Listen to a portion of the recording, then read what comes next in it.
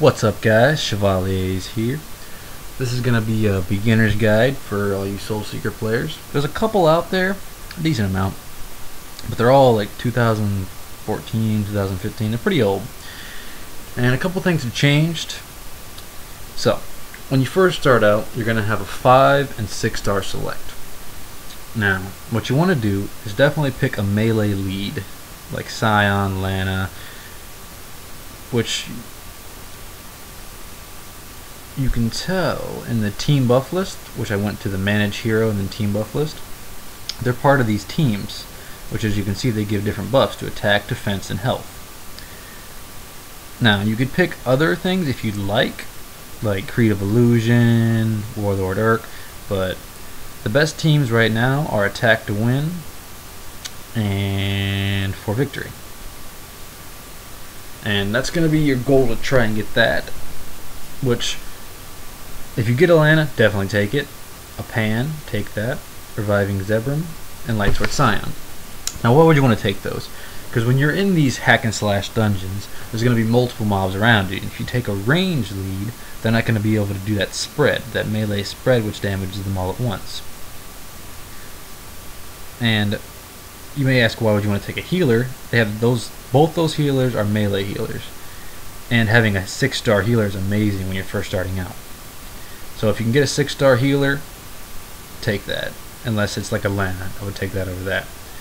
Now, yes, why am I mentioning these certain champions specifically?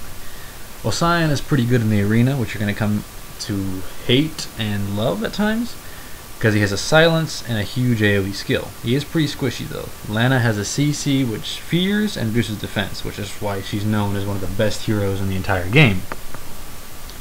So if you get her, definitely take her.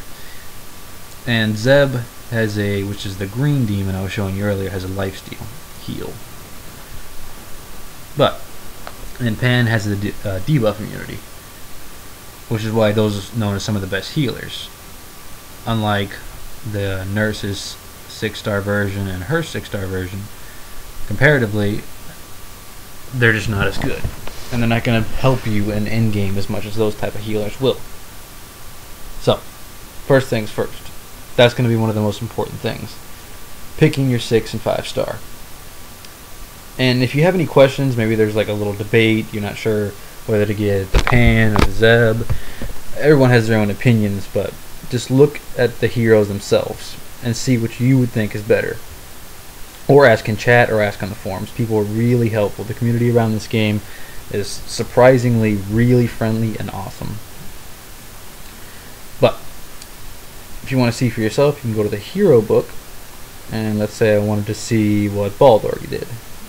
Alright, when he's level 30 as a 6 star, you can look at all his moves, his stats. When you upgrade him, you can see which champions have more attack, HP, and defense, what their attack speed, mobility, and crit are, and what their moves are.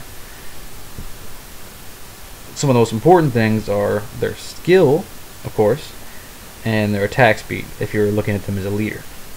And the supporter effect, which is one of the most important things to look at in the game when you're making a team.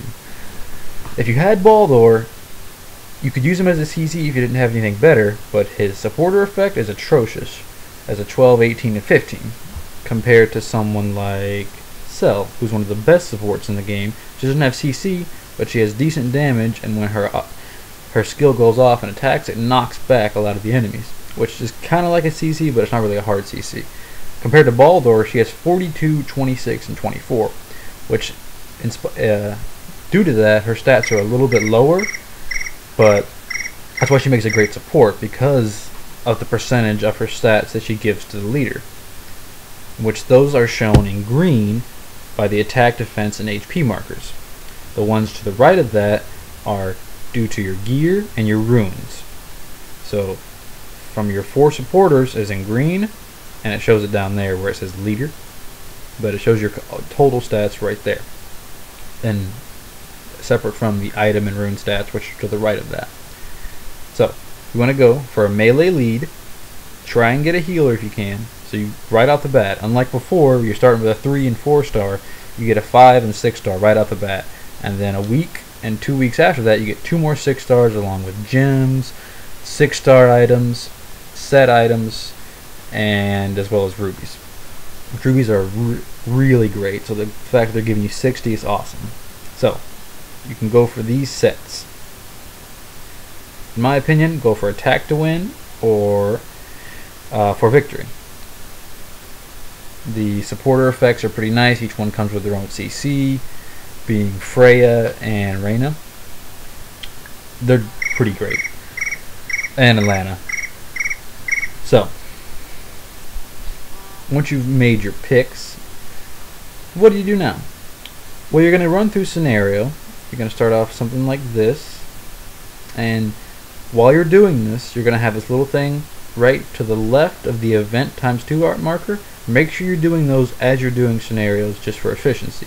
I think the next one's like, the first one's like do 2 arena battles, and you get gold, champions, gems, items, I believe, at the same time. So it's just the starter, what would you call it, the starter quest line they give you is really helpful. I think at the end of it, besides countless numbers of gems, you get a 5-star, I think, or another 6-star. I think it's a 5-star because they already give you 3 6-stars just for making an account. But so I know a lot of people must be wondering, well, gems, right? This is one of those games where you roll different champions, and instead of just low, like I'll get to how you can make 6-star heroes, which is your goal. 6-star heroes and 7-star, which we'll talk about later. Now, there's the premium hero draw ×10 and the regular hero draw. I would recommend not doing any of these, but if you're feeling a little lucky, you can go for it. You can get guaranteed 3 to 4-star, 1 4-star from the 10, and rare chances of 5 and 6. In my opinion, it's just a waste, but when you're first starting out, you can just throw it to the wind and see what you get. Perhaps you'll get lucky. And myself, I think I did get 1 6-star, but that was like a waste of gems. Thinking back, I wish I had those. Now, if you do want to spend your gems on something useful, in my opinion, keys. Which, if you're looking for keys, I would recommend not buying them from here. When you run out of keys, when you're when you're starting out 0 out of 10, it'll give you the option to buy more keys for the 35 gems, which is cheaper than any of those offers I just told you. You can do that twice, and then it goes up to 49, which is still better than those deals. So if you'd like, I'd say buy up to that discount, and it resets every day. And if you're really close to an upgrade and you need some gold, because you will run out of gold in this game, especially if you buy hero draws. If you think you have 1 million gold, 2 million gold, that's not enough. You'll burn through that in an instant. It's like going to a store with your first credit card and you have no understanding of how to save money. You spend it in a couple minutes, it's gone. But you can buy the gold box. If you're going to buy any gold, definitely spend the 500 on the 700. That's 900,000 gold for 500 gems. That's your best deal. If not, I would just save your gems, because by the end of those 2 weeks, you'll have enough 6-stars to be able to complete, if you're lucky, all 3 of the Awakening. Now, besides getting set heroes before then, because if you do it as fast as possible, which I'm trying to, I'm going on week 3 or 4 on this account, and I'm already almost halfway to Awakening Scion or Ogre, then I would recommend doing that strategy, saving as many gems as you can and going to the special dungeon. Now, the nice thing about special dungeon is they buffed it. It used to be 1 mat, but you get 2 out of a random chance of 3, and they alternate each week.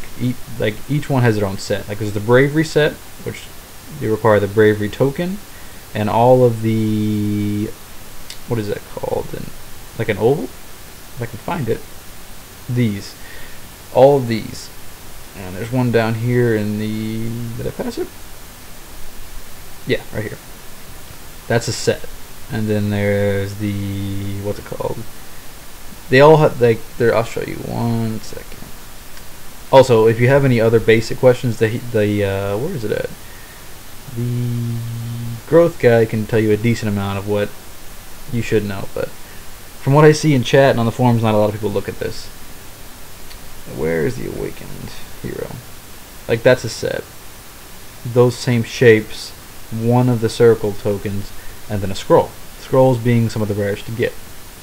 That's after you plus 10 a hero. Well, how do you plus 10 a hero?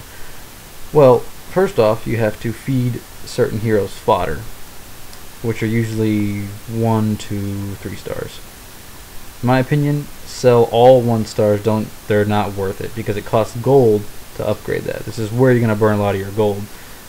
For example, on a 6-star champion, it takes 15k each upgrade. So for 6 stars, I would only feed 3-star and up monsters to those. Sell 1 stars or feed them to Hazatchlings, which you'll find out you get a couple free ones during the tutorial, as well as later on in the game. But those give 3 times the XP of their star monster. So this gives 13, the red would give 39. Although I think they only give 37. Okay, anyways. They'll give triple, or close to it. So you could feed those to those, because if they are upgraded, like if this was a 2-star plus 1, it would give a little bit more experience. But it's not really worth doing that for anything else besides red.